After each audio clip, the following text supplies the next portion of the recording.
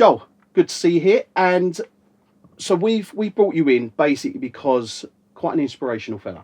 We saw a post online, contacted you, and basically, I mean, we've worked together various times in the past, but the key thing that we're going to touch on today is basically what it is you're doing now, where you've come from, what it is you're doing now, and how you're helping other people. I think it's a very, very important subject because there's a lot of people who will be watching this who are, you know, in a similar boat to the people that you're helping. And I think even just by you talking about it will kind of give them something to think about and hopefully help them in the future. Absolutely, so yeah. Let's start by just telling us what it is that you're currently doing. So currently, I'm working for an organisation called Catch-22. So Catch-22 is a massive nationwide charity that branches into all the kind of support services you can imagine. So family support, community support, and that reaches out to help from financial and debt and every way that you can imagine support services run. But I specifically work in a very, let's say, cozy part of that.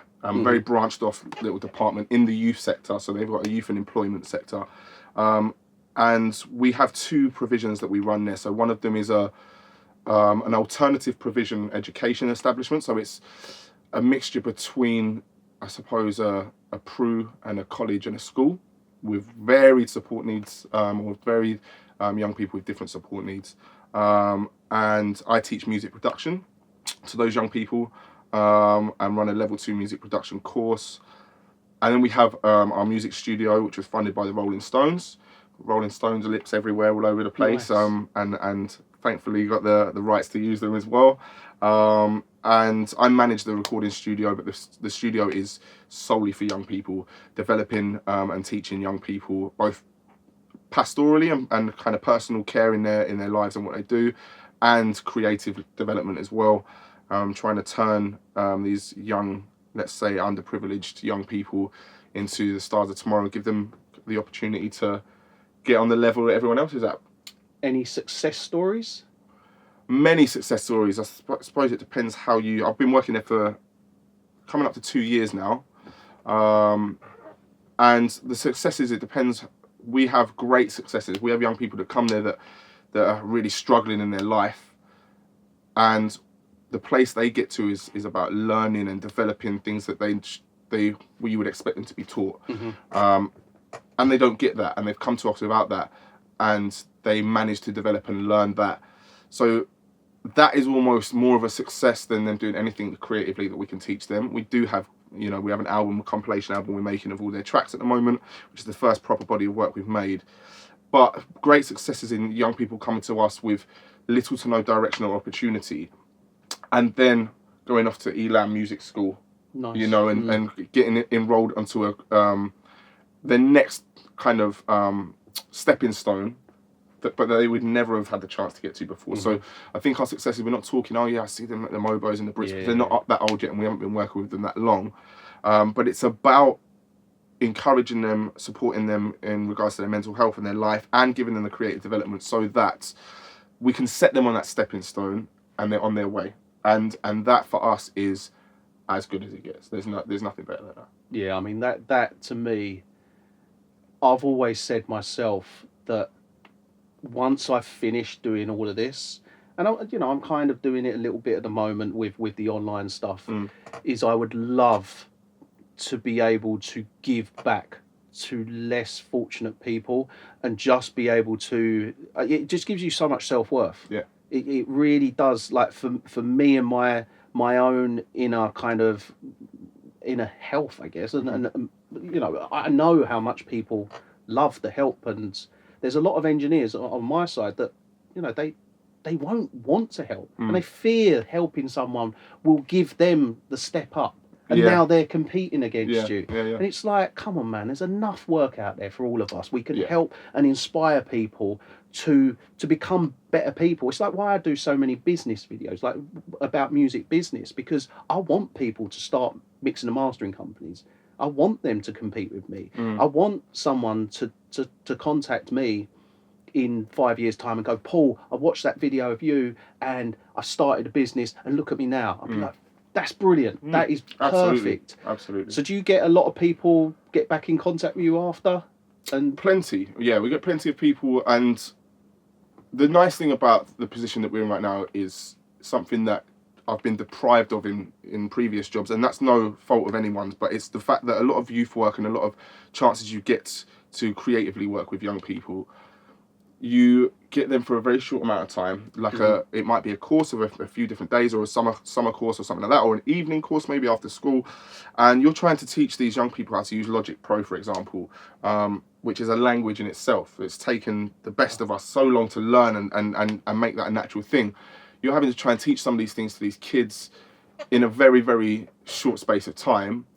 But in regards to the support and the further support and the development, especially the pastoral development, but as well the creative development, there comes a time very quickly where it's cut off, and then, you know, with the summer holidays finishes, or that program finishes with whatever organization you're working with, and then almost that young person's gone. You're not ever in a position, if you're, you know, you work in the correct ways, you're not going to go contacting young people to be working with them unofficially. You know, it's all in regards to safeguarding and in regards to the way the operations should be working.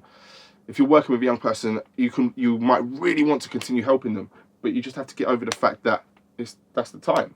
In the position we're at now, some of the young people that I've been working with, I've been working with them since I started the job, and I'm still working with them now. So we have that longevity, which means that we can continue to support them, because we all need support, and one-off support is great, but if you can, you know, have long-lasting support, you have much greater chance of success. So that's the greatest thing for me. I don't necessarily have to have young people leave and contact me again as they have in the past, and 10 years later and 5 years later, oh look, this is what I'm doing myself now, and might find me on Instagram or something and shoot me a message, which is lovely.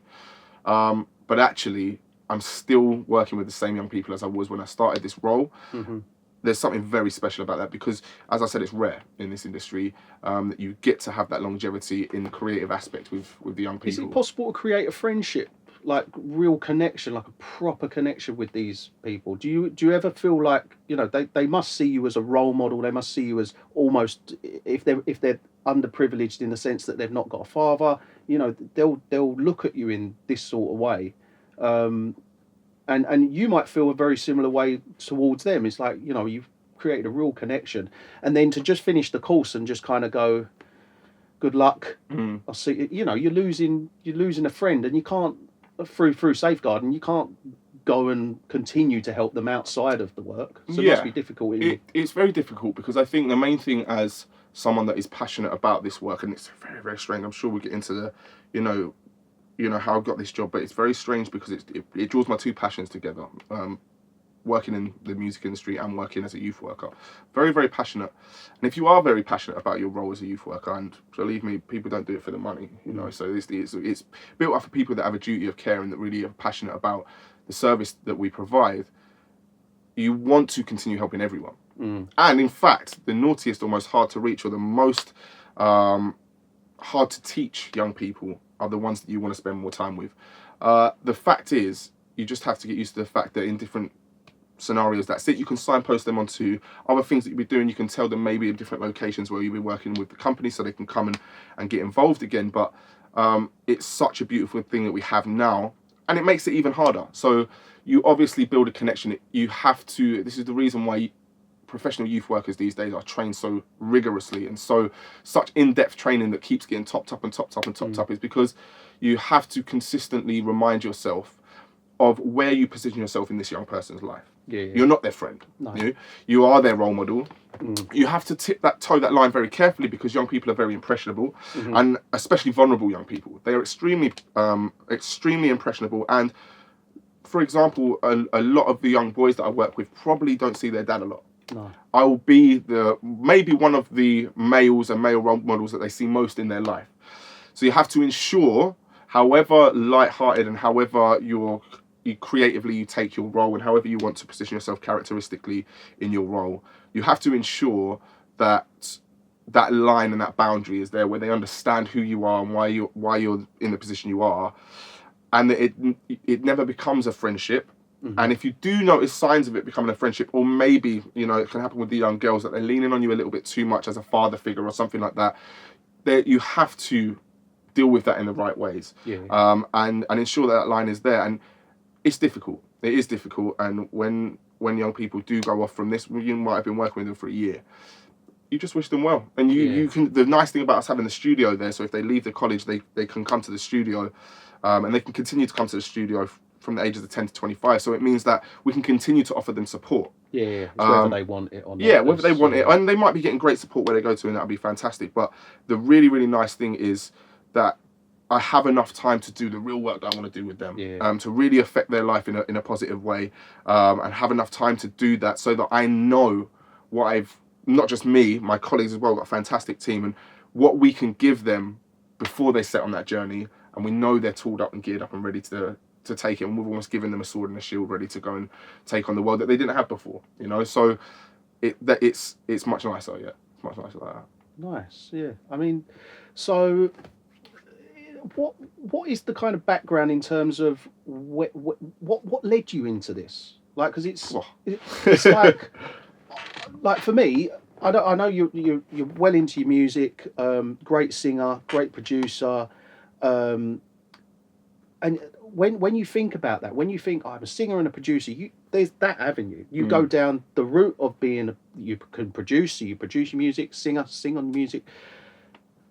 To go down that route, like there must be a reason to want to go down that route, because like you say, you're not going down that route for the money necessarily. You've got to want to help people, and there's got to be a reason why you took that path.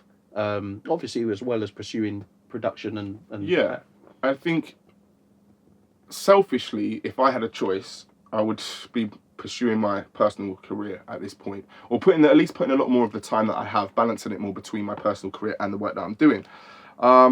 First things first, when I was struggling in my younger years, or probably when I was coming out of my struggles in my 20s and starting to see the real world and the world through real, sort of clearer eyes, I started to see that I might have the ability to be, I suppose what people would say in modern day terms, be the change that you want to see in the world. I could be the person that I needed before I was struggling, when I was younger. Yeah. I saw this opportunity open up, and I am the kind of person that wants to help people, that I am. And I'm constantly reminded of how I've always been like that as a young person as well, from a young kid from my parents. But I just saw this opportunity, and it really sat nicely with me and my characteristics and the kind of person that I am. I saw an opportunity to help people in this certain way, which I then became very, very passionate about, and almost saw it as a calling, and it's turned into a purpose. And now, through many years of learning and developing myself and come out of my struggles and having a really, really nice life now, something that I have noticed is that it's very rare for people to actually find their purpose, or find a purpose that they can latch onto and make a change with. I think as men, it's very, very important for us to do. I think we are very passionate about things, men. We don't always show it, but I think we always think of the certain gender stereotypes, I suppose, that a man has to be this, that, and the other, but we don't think about the mentally strong side of a man, or the teachings that a man can give you that aren't about being strong and aren't about being a father figure, and are more about the advice and more about the nurturing and the support, and showing that a man can be all things almost, right? So a man can be strong physically and mentally, and can be persistent, and a man can also be, I suppose, tolerant. And these things that I've learned through doing youth work, that's become my purpose now, especially to these young lads that I've been able to teach, to be able to instill in them what I've taught myself, and make their shortcut to their success a lot quicker than 8 to 10 years wasted on learning very valuable things, but things that I would have wanted to learn when I was younger. Do you ever see yourself in any of these kids, and then what you do? Because that's how I would imagine it could be, is that you see yourself in these kids, and you see yourself back at 16, 14, 15, however old they are, and you become what you would have wanted. And it's strange you say that, because I think what I see is elements of my younger self in all of these kids in different ways. When I grew up, very energetic. I don't think in our days I would have had a label as ADHD or something like that, or in fact, them terms might have just been coming in. But it's not something that I crossed paths with. You were just classed as a naughty kid. Absolutely, and I was a bit of a naughty kid. Let's not beat around the bush. We all were. But I think as I've grown older and I've studied mental health and I work with all these young people as well, but studied myself and developing myself and learning. I'm always learning. And when I was reading into these different things and into mental health and behavioural things, and I definitely have many traits of ADHD, even as an adult. Mm-hmm. But actually, I think most humans do. Yeah. Actually, so whether I could say that I had ADHD or have ADHD or not, if we're talking about the traits that someone that has ADHD has, I do have those traits. Am I labelled as a diagnosed with ADHD? No. But there's certain young people that I come across, their lack of focus or inability to focus, fidgetiness and class clown, shouting out, wanting to make people laugh, always constantly reminding myself. And I used to look back and flash back on my younger days and think, you're an idiot. Like, what were you doing at school and stuff? You didn't know how to behave, and you were always trying to be class clown. And now, I won't change it. Because actually, it's a great thing for your child to have, even ADHD. Let's take ADHD, for example. If your child has an ADHD assessment and you figure out that they have ADHD, it's such a powerful thing if it's in the right hands. Mm-hmm. If you nurture that young person correctly, and how I have nurtured myself now, I channel my ADHD into the only thing that I'm good at, and that's music. The only thing I've ever been good at is music. Sit me down in maths or English class, you sit me down in geography, I could obviously run around and play football in PE, I didn't mind that too much, but in terms of my focus, the only thing that I was actually ever good at is music. I wasn't smart academically, I wasn't good at that, and I had so many distractions in my home life I could never focus on the working class. Whereas music, my music practical in year 11, I got an A star. Everything else, I got U's, D's, F's, all sorts for. So what I have learned to do over time is channel the additional energy and the lack of focus that I have in other areas, focus it all on youth work and music. And what it means is actually, if I'm honest, I have something just short of a superpower. It means that when I'm working on my music creatively, personally, so if I'm working on my music releases and the projects that I'm doing, hyper focus. It's almost Cyclops, one track mind, and I can just focus on my music for a very long time without getting distracted, and actually forget the things that I need to be doing outside of my music in that day as well. But also the energy, that extra energy supply that I have, that made me fidgety, that made me hyperactive. Channeling all of that into something means that I can actually get tasks done with the same focus and the same level of accuracy as someone that doesn't possess these characteristics. And I can do a job in music that I'm good at 100 times faster than someone else can, but just as well. Mm-hmm. I might need a little breather after it because it's almost like all systems go, get all the work done, and then it's like, whoa, what's happened? And I snap back into the real world.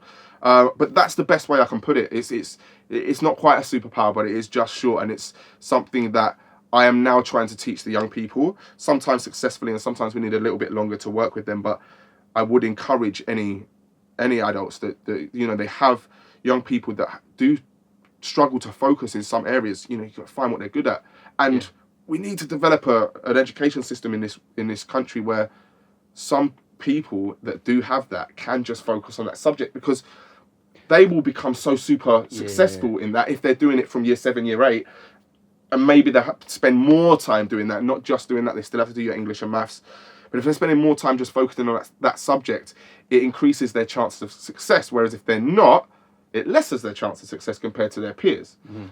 Maybe I'm thinking about an ideal world, but this is just how I think. See, I can totally relate to that. I call it, I get locked on. Yeah. I'm like a laser-guided missile that is literally locked onto the target. Absolutely. And I will not deviate from that target. Like, if I've got something to do on the website, I've got these coding to do or something to do, I am laser-focused. So much to the point where I can go to sleep and it's in my head constantly. Oh yeah. And it's a non-stop process, and I cannot get off of what this task is. And it's great from a business perspective, because when I'm laser focused on something, I am 100% on board with that, and it gets done. But yeah, I can totally relate to that. It is a superpower It in is. many ways. And I think another thing that I will spend many of the rest of my years doing is trying to find the language and find the words to teach other people this. So in regards to what we're talking about now, there might be many people that are watching, there'll be many people that I speak to from all walks of life, that now my job is to put it into the right words so other people understand it. And this is what I tell someone. We have young people, doing drill and grime and all these different genres, which, your upper class white man won't understand. He can't hear what you're saying because he doesn't understand your lingo, your language, So what I'm trying to do now is get the young people to express themselves in a language where everyone can understand them. Not for every project they do, but just for a couple. And that's one of my purposes now as well, is to I'm slowly getting towards a time again now. I'm doing the job that I'm doing, and I'm going to start balancing it the other way now.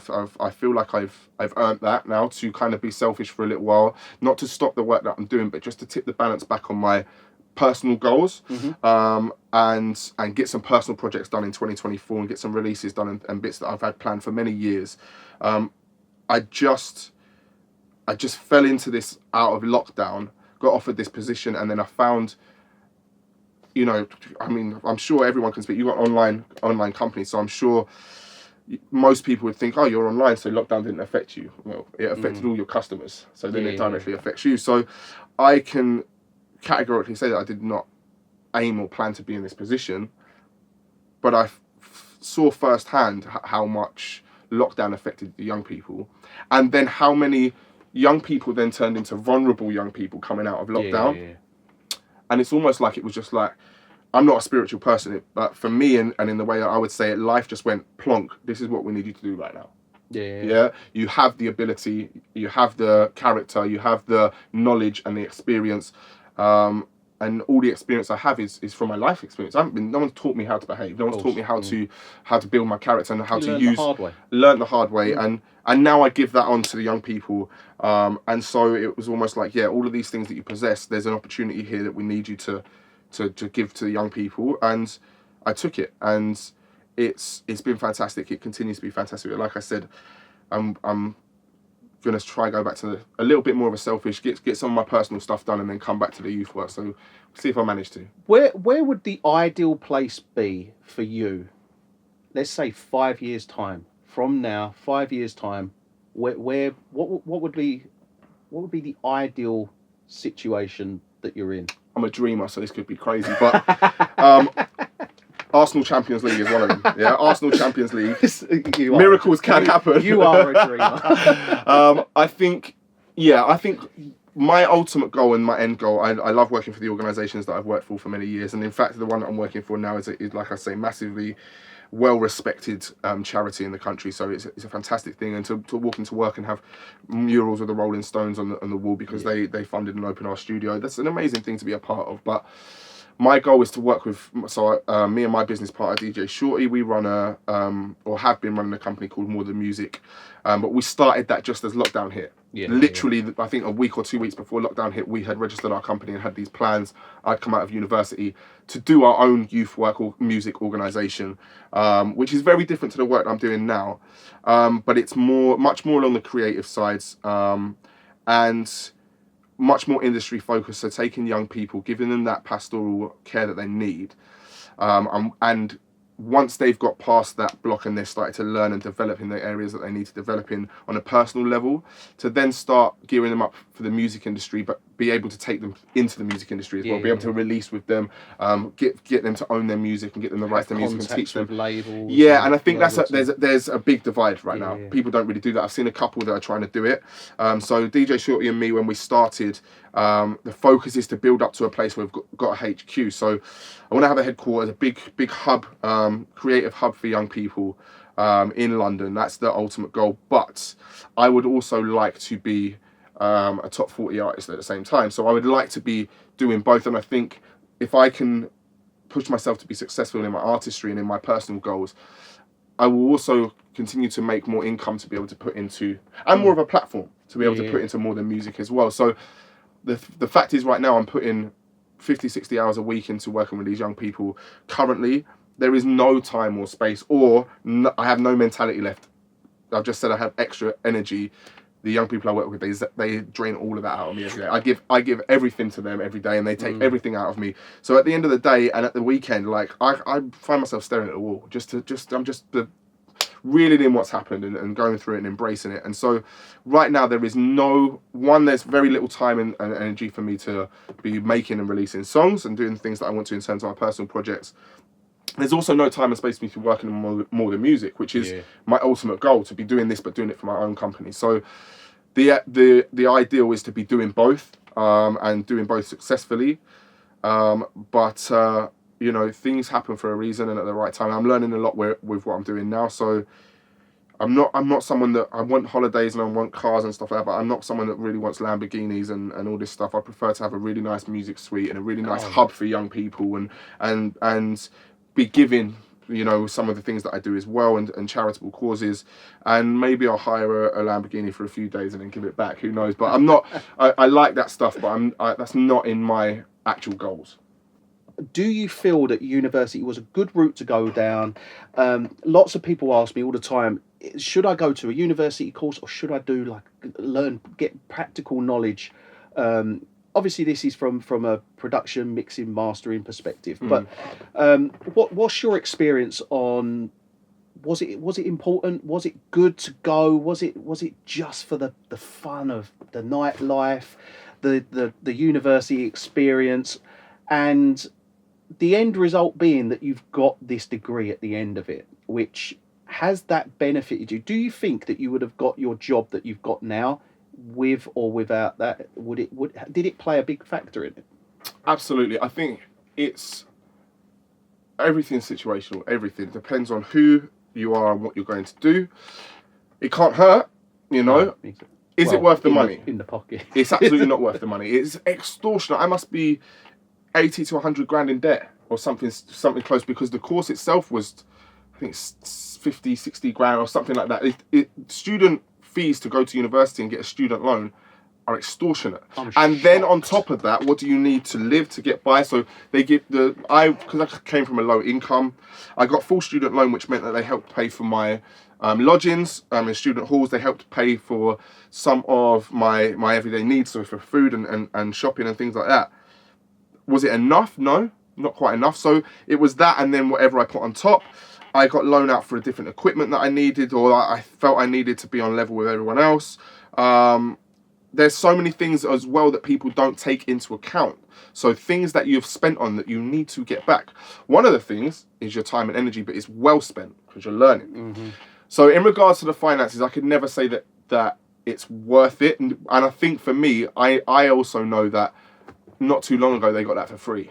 In the back of my head, I'm like, yeah.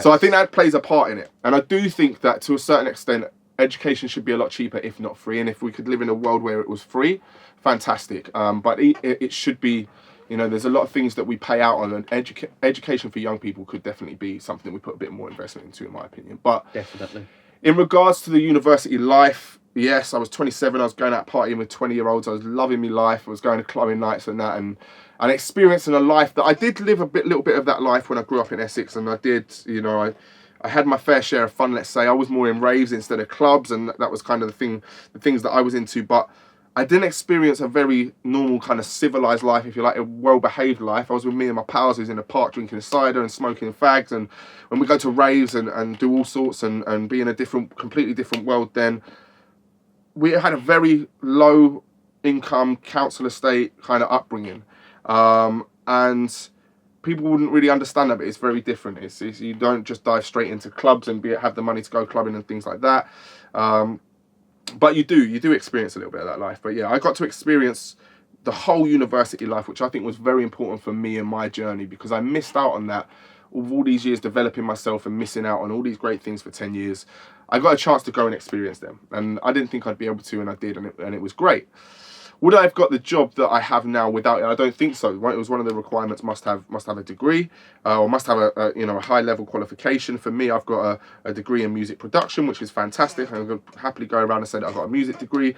And in fact, I went on a slightly different course to what everyone else did in regards to the end of my university journey. When it came to doing our dissertation topics, I actually chose my topic to be, how can I put on music and music production sessions and aid disadvantaged young people. So I tied young people into my dissertation.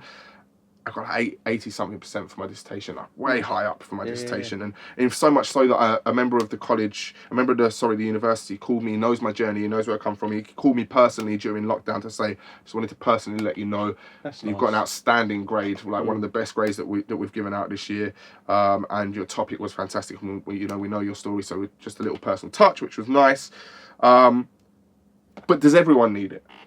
Well, I think a lot of people that have their own setup, that start owning their own businesses and that teach themselves a lot along the way. I know a lot of people that are very successful that don't have any degrees, but they have ensured that they have taught themselves enough.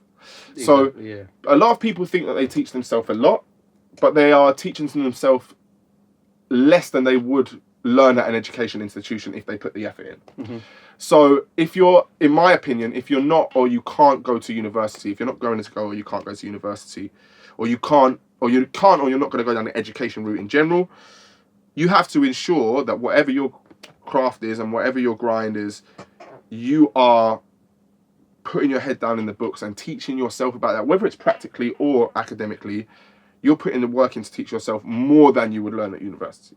Nice. If you're doing that, and if you're someone that can teach yourself and someone that can learn in that manner, then you can be very successful. You can have businesses, you can do what you like. But the key thing here is we don't get anywhere without learning. That's the most important thing I've learned about education is everyone wants to be the best at something, but nobody's going to be the best at something if they don't learn. You're just stagnant. You just stay still. You have no knowledge. And when they say knowledge is power, it doesn't do it justice. I teach this to my young people. Look, everything that I'm giving you, all the little life nuggets, every little thing that I get you to write down in your books, everything I give you, I'm giving you to make you more powerful. When I'm doing my music production course, I teach them way above the level they're supposed to. Things that the course doesn't require to teach. Just little things that I've learned in my experience that can help them. Shortcuts and etc. and things like that. And I get them to write it down in their music book, but their music book gets fuller and fuller to after 4 months when they've finished the program, they've already filled out the whole book and they can take it away with them. And I said, I spent about 100 grand learning that. Yeah, not all of that. That's probably a portion of that 20 grand, let's say. That's yours for free. Take it away with you. Build on that, and then one day teach it to someone else. Nice. So there's this whole learning thing, and knowledge is power, yes, and you won't be successful if you're not open to learning. I swear Jesus said something like that. They do say that I'm a special guy. I'm pretty sure there was something along the lines of that. Take my knowledge and basically passing it down. And well, I'm sure it might have been a philosopher or something. Something that a lot of people don't know. My mother and my brother are actually priests, so maybe it's infectious. Maybe it's got into me somehow. But no, I think it's strange because you have to position yourself strangely when doing this work, and like that kind of thought process. Take this and pass it on, and I'm giving you this. And one, it can be very easy for your ego to blow up, and people think that if you're a superstar and you're on the TV and you're really famous, and that then your ego can blow up, or if you're really good at your job, or if your head will blow up. Yes, but when you're constantly giving to people and you're being a role model, and people are telling you you're a good person, people are always saying you're such a good person, or you do this. That is the most dangerous for your ego to blow up. More than anything else, because you're constantly you're being a good person, actively being a good person every single day of your life. One, for your job, and two, in my case, because it's a passion of mine and it's my calling. But then you've got people telling you all day, every day, how good you are and how well you're doing, and thank you for this and thank you for that.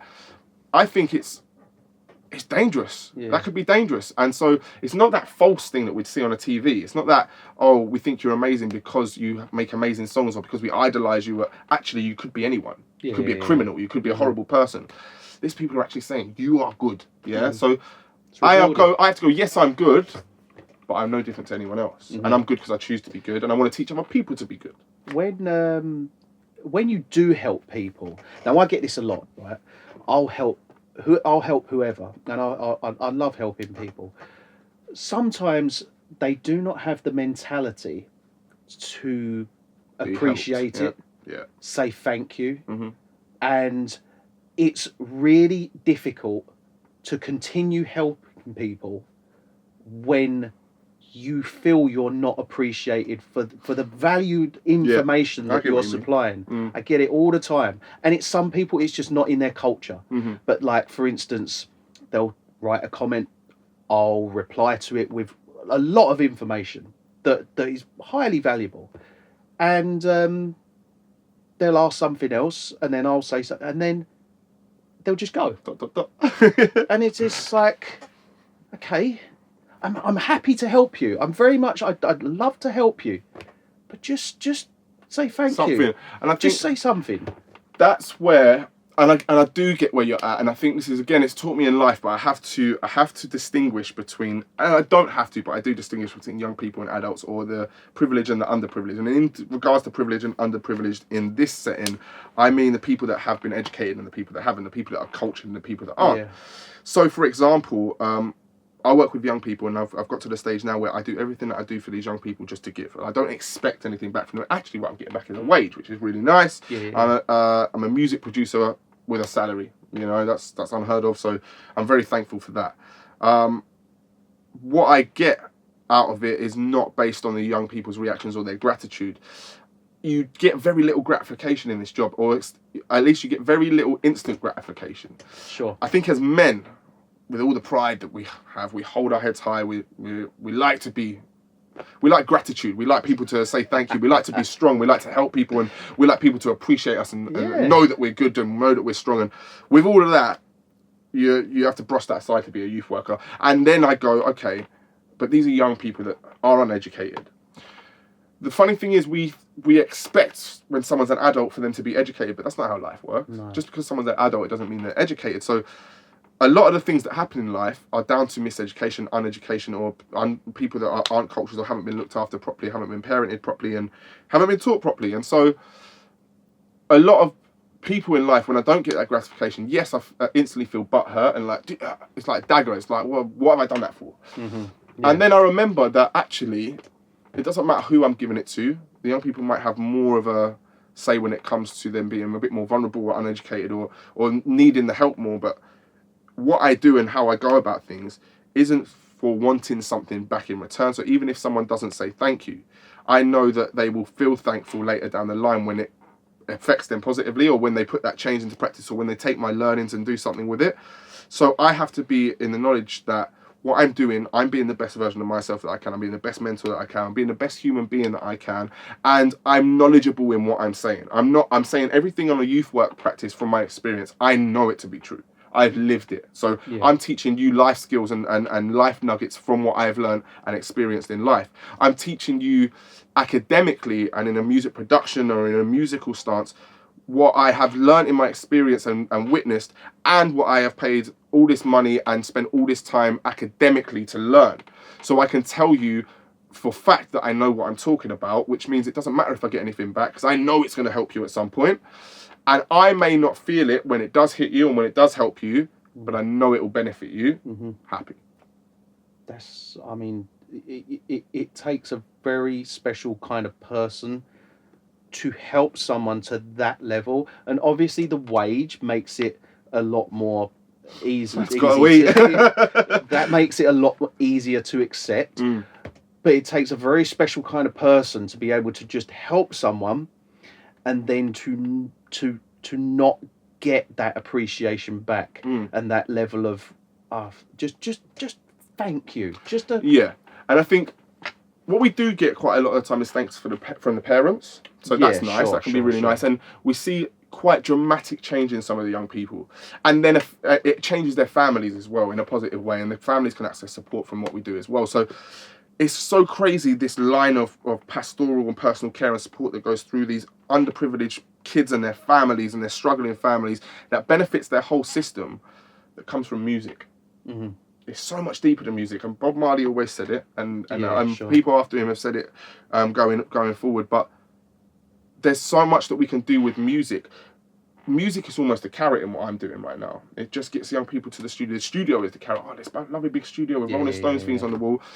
Attracts people to our service because they don't have that. So people have studios in the blocks and stuff like that, and then on the estates, but nothing like what we've got. So it attracts kids in there, gives them a safe space. But then once they're there, we have the ability to work with them, Flourish. and then they can flourish. But they wouldn't be there if it was just a room. The studio and the music is the carrot, and we do amazing things creatively with them. But there's nothing more important than what I do in my job and what my colleagues' sole role is to do, which is the pastoral care. And Amanda Brown, she is, you won't find any like her. And the vocalist. She's actually a drummer. She's a drummer. I'm thinking of Angie Brown. She's a very, very talented drummer, and so she does teach the kids drums and other things as well that she's creatively good at. But my main role in the studio is the creative side of things, and her main role is the pastoral side of things. They obviously cross over. Yeah. But that's where you learn. I'm learning from people around me, and in regards to working with different people, if you're working with people in your industry and you're not learning something from them, whether it's good or bad, you're not alert. The whole point in being around people is to see where you sit, to learn new things, to learn what you're good at, to learn what other people might be bad at that you're good at, strengths and weaknesses.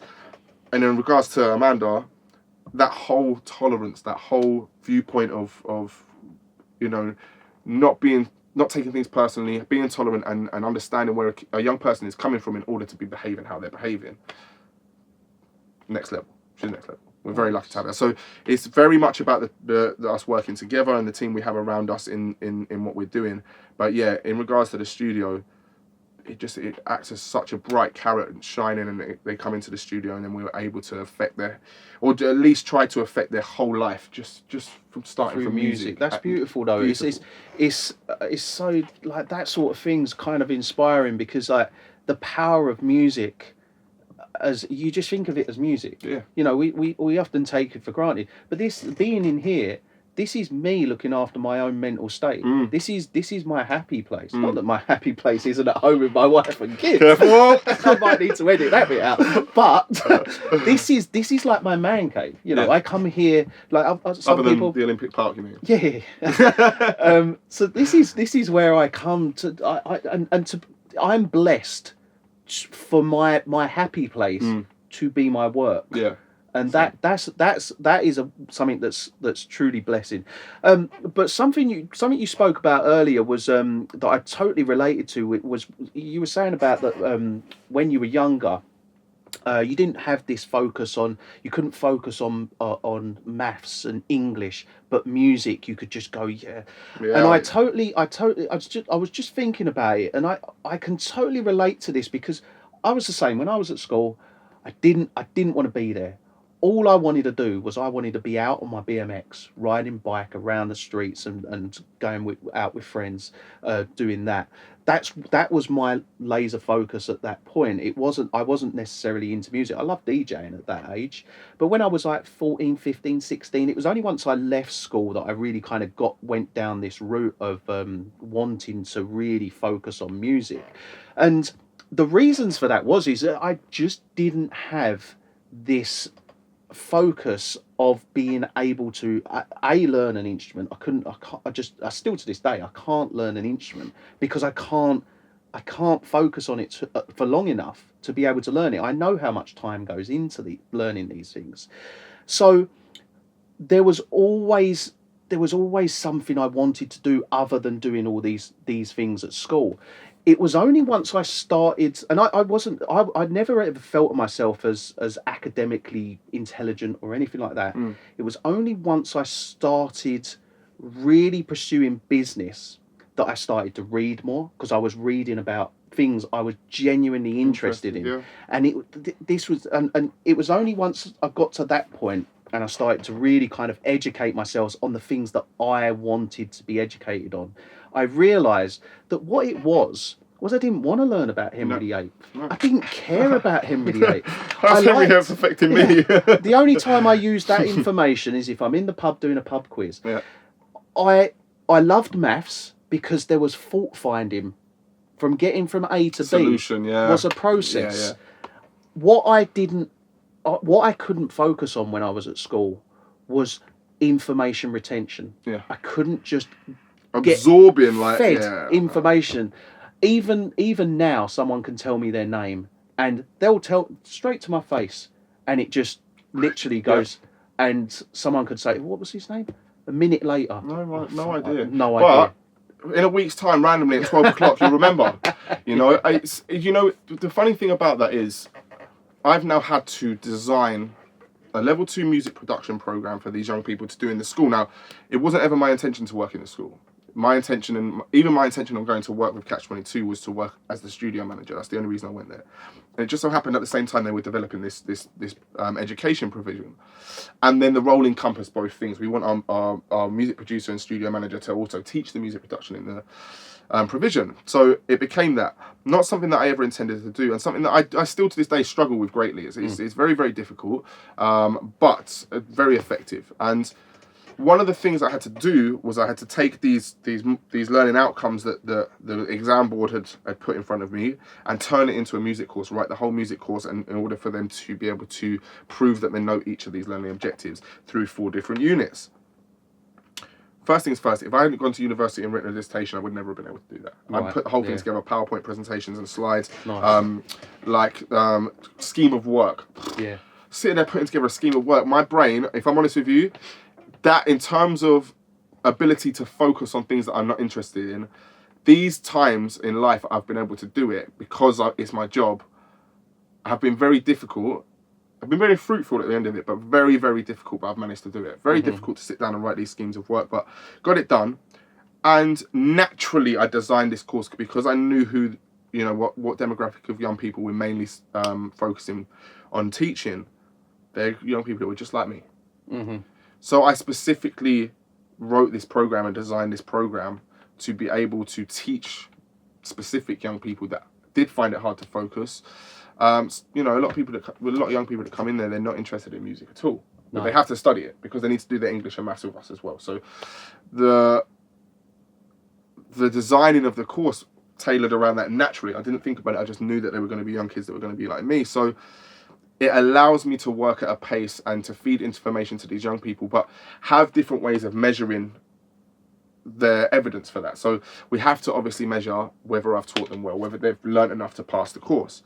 But it's actually about how we evidence that can differ. So some people will have exams. Yeah, I'm not doing exams on this course, but in a lot of subjects you have exams, or you have coursework, or these different things they have to do. So they will create a project in Logic that will encompass all these different things that they need to prove. But in the way they do it, we could do an interview, and then we'll record it. You can do a screencast and a voiceover, and you can show us what you're doing on the screen. We can do group discussion. We can do an observation. There's so many different ways that the exam board has said that we can evidence. Yeah. That it means if I put more effort into exploring these avenues, which I don't think a lot of provisions do, if I put a lot of effort into exploring a lot of these avenues, it means that a lot more, I can say to each individual young person, how do you want to do it? Mm-hmm. And they evidence in their own way. So it's very, it's tricky. If anyone wondered why I said I'm drained at the end of the day and end of the week, now they understand. And because it encompasses a lot of hours as well. So I'm doing all of this in the schools to try and pass these students when I didn't even want to be a teacher. But I'm glad I am right now. And running the studio in the evenings as well, and in the school holidays with the real hard to reach young people, developing them pastorally and creatively. Yeah, I don't get much time to go for a pint, that's for sure.